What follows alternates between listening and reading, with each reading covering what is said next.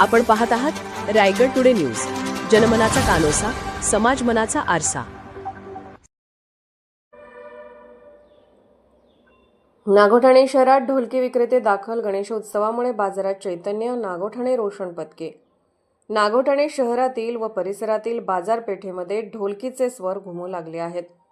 गणेश उत्सवासाठी ढोलकीच्या तालावर भजने, आरत्या गायल्या जातात। याशिवाय दिवसभर सुरू असलेल्या धार्मिक कार्यक्रम, रात्री रंगणारे गाण्याचे कार्यक्रमात ढोलकीची साथ आवश्यक असते। दरवर्षी जिल्ह्यातून व संपूर्ण राज्यातून व यूपी बिहारमधून अनेक व्यावसायिक ढोलकी विकण्यासाठी नागोठाणे शहरात व विभागात येत असतात। काही जण कच्चा माल आणून शहरातील मुख्य रस्ते तंबू ठोकून त्या ठिकाणी वेगवेगळ्या प्रकारच्या ढोलकी बनवून विकत असतात।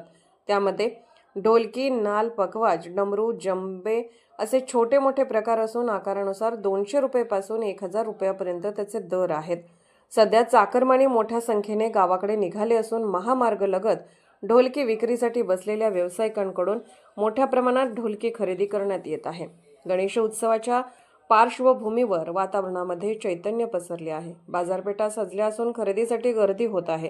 कोकणातील घराघरात बाप्पाची प्रतिष्ठापना होत असून आरती, भजन, हरिपाठ, जागर आदी कार्यक्रमाचे आयोजन केले जाते।